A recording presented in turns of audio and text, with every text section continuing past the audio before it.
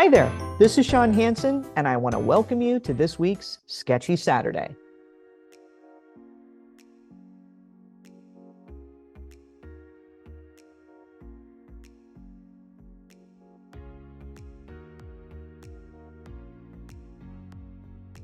I'd planned to call these weekly sessions Saturday Sketch Days because, well, alliteration. But the more I thought about it, the more I realized I needed something a little less intimidating because the word sketch feels very bring your easel to art class formal to me, which is fine if you are indeed bringing your easel to art class for a formal drawing session. But that's not what I'm doing here, and it's not what I'll be doing in the weeks to come. What I'm doing here is very sketchy, as in not thorough or detailed, which I should point out will aptly apply to what you'll see and to what you'll hear. Not to mention that in North America, which is where I am, sketchy can also mean disreputable. And let's face it, I'm inviting you to watch me create, even though I'm not an artist, professional or otherwise. And I prefer to call what I do doodling because sketch carries the weight of expectation, whereas doodle is definitely an invitation to play. Sadly, the days of the week goddesses failed to include a day of the week that begins with the letter D.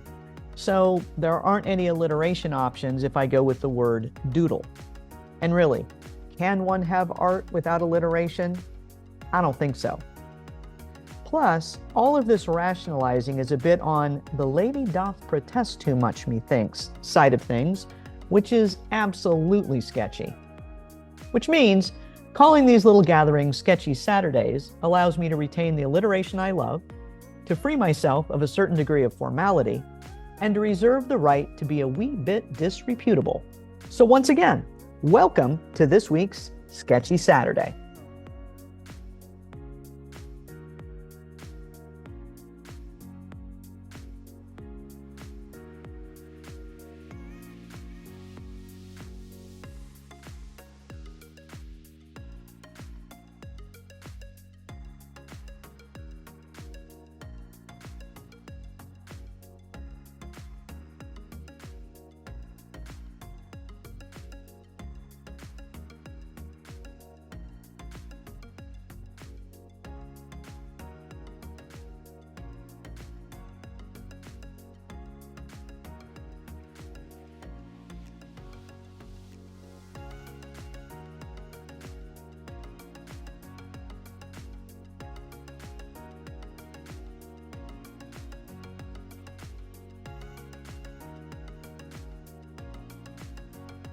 I'm drawing this on January 4th, which means just 3 days ago. Look at me doing math while I draw.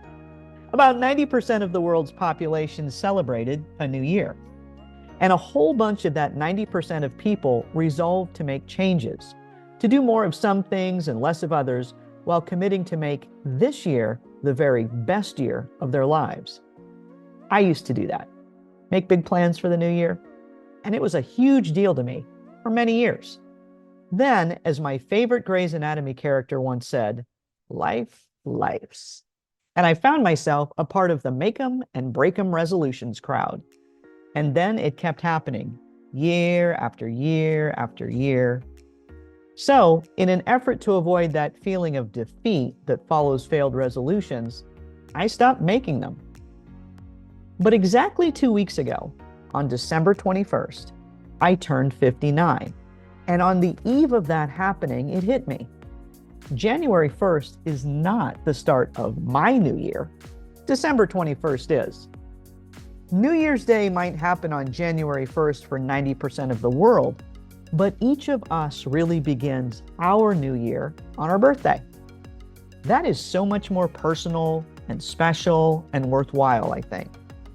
It also made more sense to me because it was about me. And resolutions really have to be about you if they're going to stick. So there I was on the eve of my 59th birthday, and I realized that in the morning, I would have 366 days before I turned 60. Yeah, I said 366. 2024 is a leap year, remember? And it felt amazing.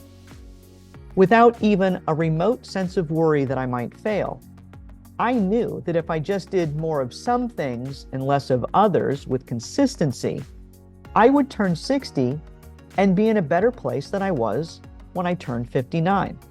Talk about simple and obvious. And so, on the morning of December 21st, 2023, I began my new year by heading down the path of my 366 days to 60.